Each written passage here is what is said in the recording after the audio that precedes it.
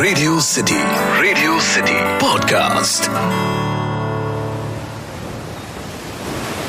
12 मार्च 1993 मुंबई। एक दिन में 12 बॉम्ब ब्लास्ट एक साथ हुए।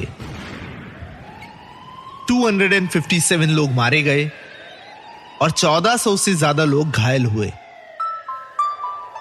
19 अप्रैल 1993 मुंबई का सहार एयरपोर्ट का इंटरनेशनल टर्मिनल। रात के 2 बज रहे थे और एयरपोर्ट पर काफी भीड़ जमा हो गई थी।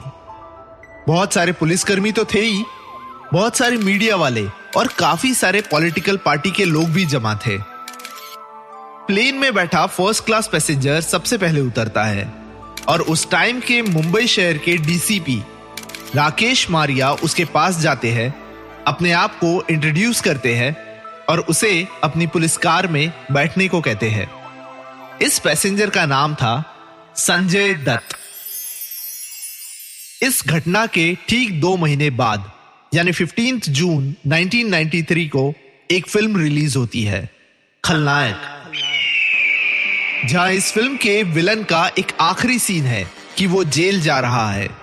फिल्म का लास्ट सीन देखकर लोग चौंक गए थे क्योंकि खलनायक में विलन का रोल संजय दत्त ने किया था, जो खुद 2 महीने पहले जेल गए थे। एक रूमर ऐसा था कि फिल्म के डायरेक्टर सुभाष घई ने इस फिल्म के 3 से 4 एंडिंग्स शूट किए थे और जानबूझकर इस पर्टिकुलर एंड को सिलेक्ट किया था। पर इन सब कंट्रोवर्सीज के बावजूद ये फिल्म हिट रही और सुपर हिट रहा इस फिल्म का कैरेक्टर बलराम राकेश प्रसाद यानी बल्लू बलराम।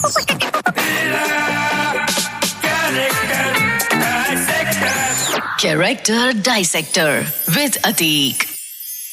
खलनायक का कैरेक्टर बल्लू बलराम संजय दत्त के करियर का एक टर्निंग पॉइंट रहा है। ये वो कैरेक्टर था जिसे संजय दत्त का नाम रातों रात मशहूर कर दिया।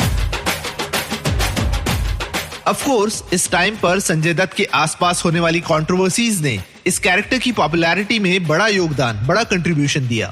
पर अगर ये सारे कंट्रोवर्सीज ना भी होती तो भी बल्लू बलराम एक ऐसा किरदार था जिसका पॉपुलर होना लाजमी था।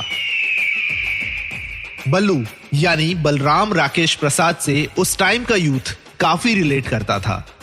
Disillusioned, directionless. बल्लू कहीं ना कहीं अर्ली 90s के वो इंडियन यूथ को रिप्रेजेंट कर रहा था जो कहीं ना कहीं भटक सा गया था और अपनी पहचान ढूंढ रहा था। But most importantly this was probably the first time एक कैरेक्टर गर्व महसूस कर रहा था ये कहने में कि वो खलनायक है। नायक नहीं, खलनायक हूं मैं, जुल्मी बड़ा दुखदायक हूं मैं, है प्यार क्या मुझको क्या खबर, बस यार नफरत के लायक हूं मैं।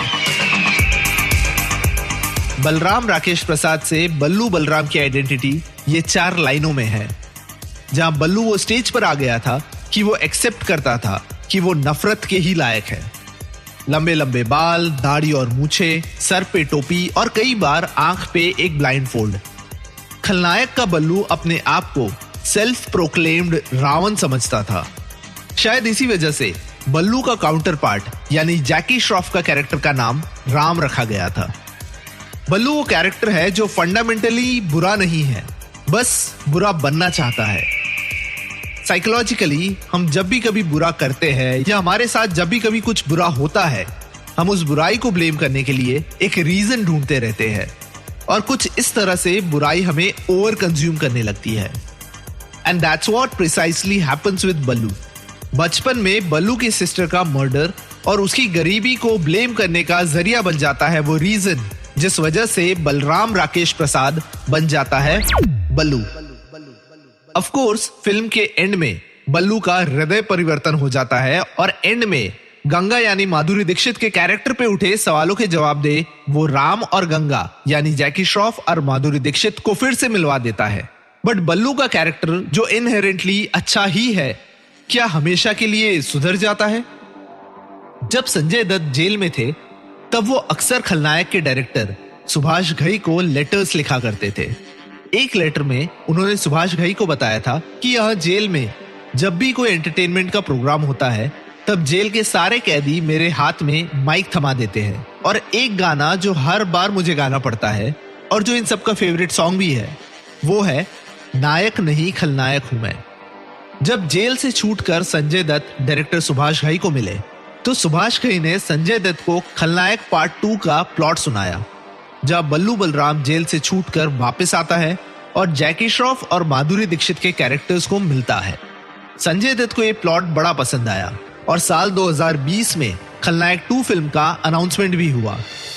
अब देखना यह है कि जेल से बाहर आया कैरेक्टर बलराम राकेश प्रसाद है या फिर बल्लू बलराम।